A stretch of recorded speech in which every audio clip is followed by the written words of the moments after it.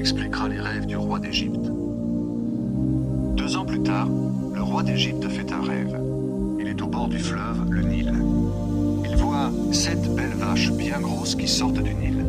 Elles se mettent à manger l'herbe de cet endroit. Ensuite, 7 autres vaches sortent du fleuve après les belles vaches. Elles sont laides et très maigres. Elles viennent auprès des belles vaches au bord du Nil. Alors, les 7 vaches laides et maigres dévorent les 7 belles vaches bien grosses. À ce moment-là, le roi se réveille. Il se rendort et fait un deuxième rêve. Il voit 7 beaux épis de blé bien gros qui poussent sur la même tige. Ensuite, 7 épis secs, brûlés par le vent du désert, poussent après les beaux épis. Alors, les épis secs avalent les 7 beaux épis bien remplis. À ce moment-là, le roi se réveille et il se rend compte qu'il a rêvé. Le matin, le roi est inquiet. Il fait appeler tous les magiciens et tous les sages d'Égypte. Il leur raconte ses rêves, mais personne ne peut les expliquer. Alors le responsable des boissons dit au roi d'Égypte: « Mon roi, aujourd'hui, je dois rappeler ma faute passée. Un jour, tu t'es mis en colère contre le chef des boulangers et contre moi. Tu nous as enfermés dans la prison du commandant des gardes. Tous les deux, nous avons fait un rêve la même nuit, et chaque rêve avait son sens particulier. Dans la prison, il y avait avec nous un jeune esclave hébreu qui était au service du commandant des gardes. Nous lui avons raconté nos rêves, il les a expliqués en disant à chacun ce que son rêve voulait dire. Eh bien, tout s'est passé exactement comme il nous l'avait annoncé. Moi, on m'a rendu mon travail, et le chef des boulangers a été pendu. » Joseph explique les rêves du roi d'Égypte. Le roi d'Égypte donne l'ordre d'aller chercher Joseph. Très vite, on le fait sortir de prison. On lui rase la barbe et les cheveux, il change de vêtements et il vient devant le roi. Celui-ci dit à Joseph: « J'ai fait un rêve et personne n'a pu l'expliquer. Mais on m'a dit que toi, tu sais interpréter les rêves qu'on te raconte. » Joseph répond au roi: « Ce n'est pas moi, c'est Dieu qui peut te donner une explication juste. » Le roi continue: « Voici mon rêve. Je suis au bord du Nil. Je vois 7 belles vaches bien grosses qui sortent du fleuve. Elles se mettent à manger l'herbe de cet endroit. Ensuite, 7 autres vaches sortent du fleuve après les belles vaches. Elles sont maigres, très laides et faibles. Dans toute l'Égypte, je n'ai jamais vu de bête aussi laide. Alors les vaches faibles et laides dévorent les 7 premières, les grosses vaches. Elles les avalent bien, mais cela ne se voit pas du tout.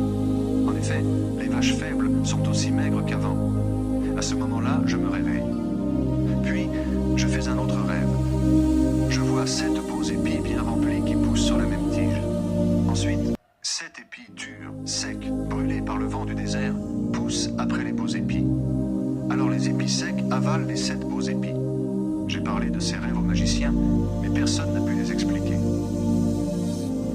Joseph répond au roi d'Égypte: « Tes 2 rêves ont le même sens, mon roi. Dieu te dit ce qu'il va faire. Les 7 belles vaches et les 7 beaux épis représentent cette année. C'est donc un seul rêve. Les 7 autres vaches, faibles et laides, et les 7 épis secs, brûlés par le vent du désert, représentent aussi cette année, mais des années de famine. Mon roi, je te l'ai dit, Dieu t'a montré ce qu'il va faire. Les 7 années qui viennent seront des années très riches en récoltes dans toute l'Égypte. Ensuite, il y aura 7 années de famine, et on ne se souviendra plus des riches récoltes d'Égypte. La famine rendra le pays très pauvre. Elle sera très dure, alors on ne saura plus ce qu'est la richesse dans le pays. Tu as fait 2 rêves qui veulent dire la même chose. Voici pourquoi. C'est Dieu qui a décidé tout cela, et il va bientôt le réaliser. Maintenant, mon roi, cherche un homme intelligent et sage et donne-lui autorité sur l'Égypte. Nomme aussi des agents. Ils prendront 1/5 des récoltes du pays pendant les 7 années de richesse. Ils rassembleront toute la nourriture des 7 bonnes années qui viennent. Dans les villes, ils mettront du blé dans des magasins sous ton autorité pour faire des réserves de nourriture. De cette façon, l'Égypte aura des réserves pour les 7 années de famine. Ainsi, la famine ne détruira pas le pays. » Joseph devient gouverneur du pays d'Égypte.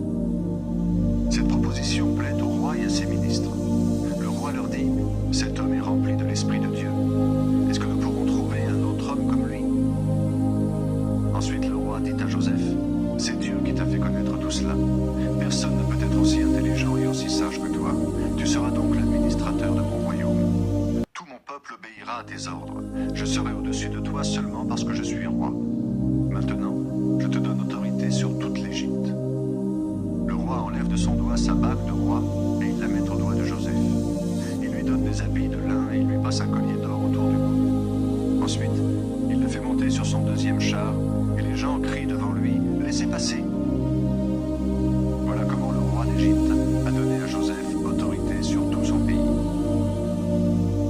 Le roi dit encore à Joseph « Je suis le roi d'Égypte, mais dans tout le pays, personne ne lèvera le petit doigt sans ton autorisation. » Puis le roi donne à Joseph le nom égyptien de Saphnath-Panéa. Il lui donne pour femme Asnath, la fille du prêtre Potiphéra de la ville d'An. Ensuite, Joseph part visiter l'Égypte. Joseph a 30 ans quand on le présente au pharaon, au roi d'Égypte. Joseph quitte le roi d'Égypte et il part visiter tout le pays. Pendant les 7 années de richesse, la terre produit de très bonnes récoltes. Pendant ces 7 années, Joseph rassemble toute la nourriture en Égypte et il garde en réserve dans les villes la nourriture récoltée dans les champs qui les entourent. Ensuite, Joseph met du blé en réserve en très grande quantité. Il est aussi abondant que le sable au bord de la mer. Alors on arrête de compter les réserves parce que ce n'est plus possible. Avant le début de la famine, la femme de Joseph, Asnath, fille de Potiphéra, prêtre de la ville d'On, met au monde 2 fils. Joseph appelle l'aîné Manassé et il dit « Dieu me permet d'oublier toutes mes souffrances et ma séparation d'avec ma famille. » Il appelle le plus jeune Éphraïm et il dit « Dieu m'a donné des enfants dans le pays où j'ai été si malheureux. » En Égypte, les 7 années de richesse finissent. Alors les 7 années de famine commencent comme Joseph l'a annoncé. Il y a la famine dans tous les pays, mais en Égypte, il y a des réserves de nourriture. Quand les Égyptiens commencent à avoir faim, ils demandent de la nourriture au roi d'Égypte. Le roi répond à tous les Égyptiens « Allez trouver Joseph et faites ce qu'il vous dira. » La famine se répand dans tout le pays. Joseph fait donc ouvrir les magasins de réserve dans les villes pour vendre du blé aux Égyptiens. Puis la famine devient encore plus dure dans le pays. De tous les pays, les gens viennent pour acheter du blé à Joseph. En effet, la famine est très dure partout.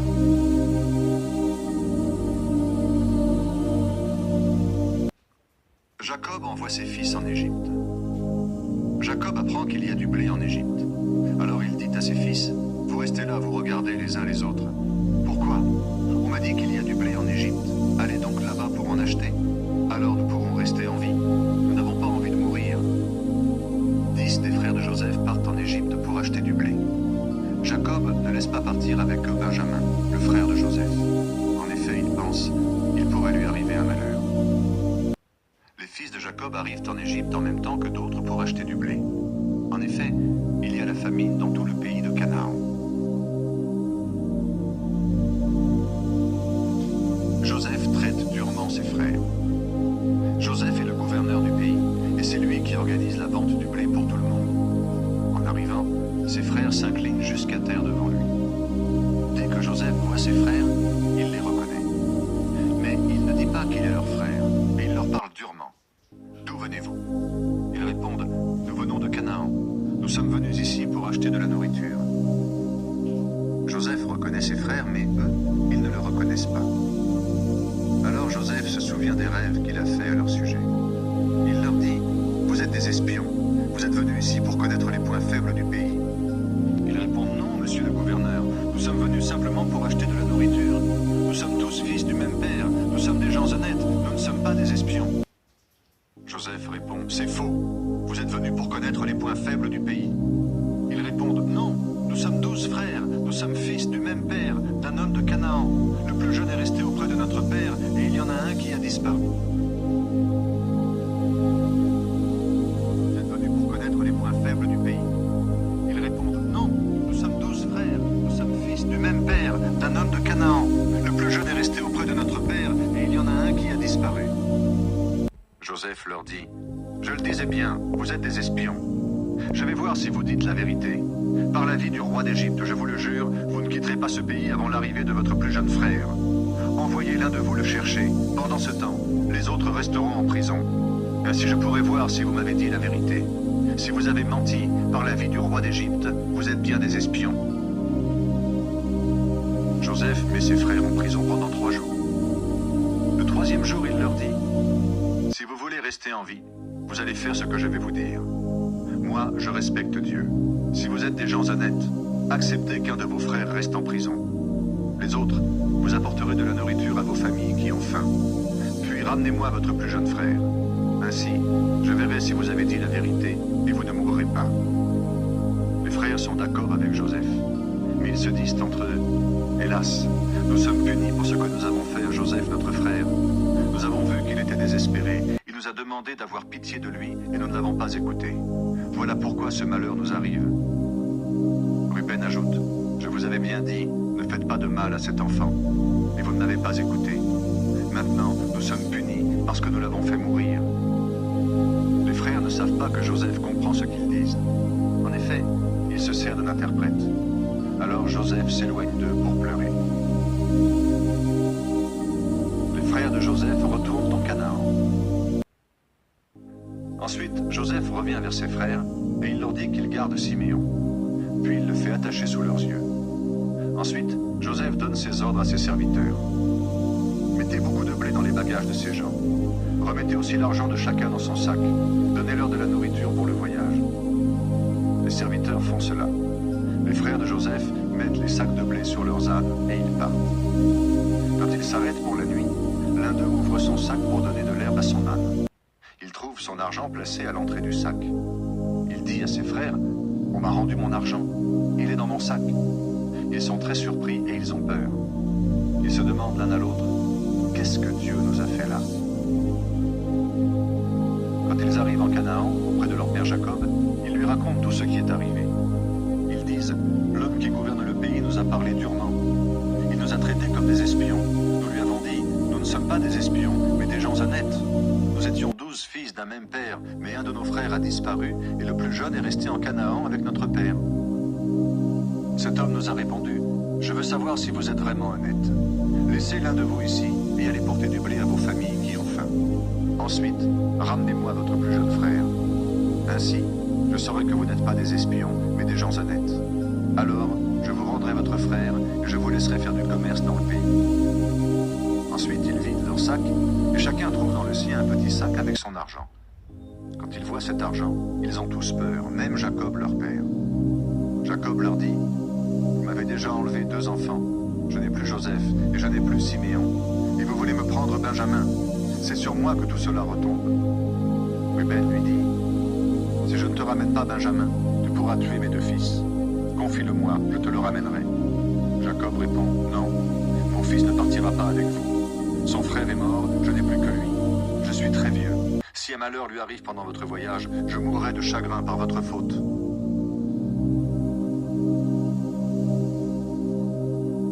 Jacob accepte de laisser partir son fils Benjamin. La famine continue à peser sur le pays de Canaan. La famille de Jacob a fini de manger tout le blé rapporté d'Égypte. Alors Jacob dit à ses fils, « Repartez en Égypte nous acheter un peu de nourriture. » Judas lui répond, « Le gouverneur égyptien nous a dit clairement, « Je ne vous recevrai pas si votre frère n'est pas avec vous. Si tu acceptes d'envoyer Benjamin avec nous, nous irons t'acheter de la nourriture. Mais si tu refuses, nous n'irons pas. En effet, le gouverneur nous a dit, « Je ne vous recevrai pas si votre frère n'est pas avec vous. » Jacob leur dit, « Pourquoi est-ce que vous avez dit à cet homme que vous aviez un autre frère? Vous m'avez fait du tort. » Ils répondent, « Le gouverneur nous a posé beaucoup de questions sur nous et sur notre famille. Il nous a demandé, « Est-ce que votre père est encore vivant? Est-ce que vous avez un autre frère? » Nous avons seulement répondu à ces questions. Nous ne pouvions pas savoir qu'il allait nous dire, « Faites venir votre frère. » Judas ajoute, « Père, laisse venir Benjamin avec moi. Nous devons partir si nous voulons rester en vie, toi, nous et nos enfants. Nous n'avons pas envie de mourir. Je me tiens pour responsable de lui. Tu pourras me demander des comptes si je ne le ramène pas. S'il ne revient pas auprès de toi, je porterai cette faute devant toi toute ma vie. » D'ailleurs, si nous n'avions pas attendu si longtemps, nous aurions eu le temps d'aller 2 fois en Égypte et de revenir.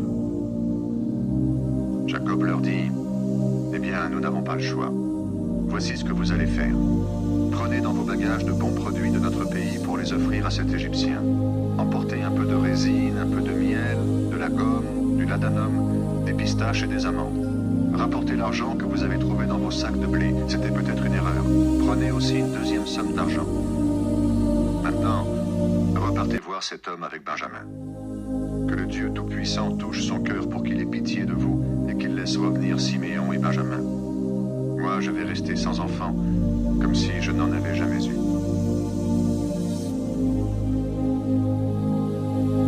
Joseph offre un repas à ses frères. Les frères préparent les cadeaux et les 2 sommes d'argent. Puis ils repartent en Égypte avec Benjamin. Ils se présentent devant Joseph. Quand Joseph voit que Benjamin est avec eux, il dit à son intendant, « Conduis ces gens chez moi, fais tuer une bête et prépare-la. À midi, ils mangeront avec moi. » L'intendant fait ce que Joseph lui a commandé et il conduit ses hommes chez son maître. Quand on leur demande d'entrer dans la maison de Joseph, ils ont peur. Ils pensent, c'est à cause de l'argent remis dans nos sacs de blé pendant le premier voyage. Ils vont tomber sur nous et nous faire du mal. Ils vont prendre nos ânes et faire de nous des esclaves. Au moment d'entrer, ils s'approchent donc de l'intendant et lui disent, « Pardon, monsieur l'intendant, nous sommes déjà venus une première fois pour acheter de la nourriture. En rentrant, quand nous nous sommes arrêtés pour la nuit, nous avons ouvert nos sacs, et chacun de nous a retrouvé son argent à l'ouverture de son sac. C'était exactement la somme que nous avions payée. Donc, nous la rapportons aujourd'hui. Nous avons une autre somme d'argent pour acheter encore de la nourriture. Nous ne savons pas qui avait remis l'argent dans nos sacs. » L'intendant répond, « Soyez tranquille, n'ayez pas peur. C'est votre Dieu, le Dieu de votre Père, qui a mis un trésor dans vos sacs. Votre argent à vous, je l'ai bien reçu. » Ensuite, il libère Siméon. Il fait entrer tous les frères chez Joseph. Il leur apporte de l'eau pour qu'ils se lavent les pieds et il donne de l'herbe à leurs ânes. Les frères préparent les cadeaux en attendant l'arrivée de Joseph à midi. Ils comprennent en effet qu'ils vont manger là avec lui. Quand Joseph arrive, il lui présente les cadeaux qu'ils ont apportés et il s'incline jusqu'à terre devant lui. Joseph leur demande comment ils vont, puis il ajoute, « Vous m'aviez parlé de votre vieux père.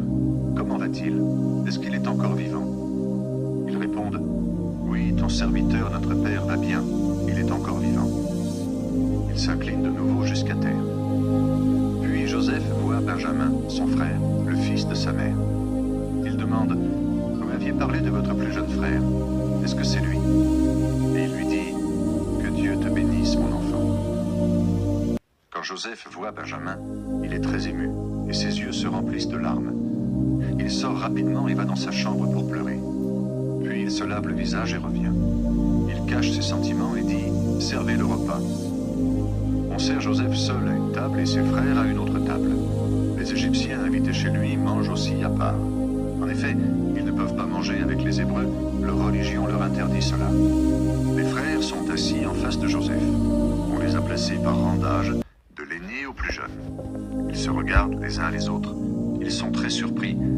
Joseph leur fait servir les plats qui sont sur sa table. Il fait donner à Benjamin un plat 5 fois plus rempli que les plats de ses frères. Et ils boivent beaucoup de vin avec Joseph.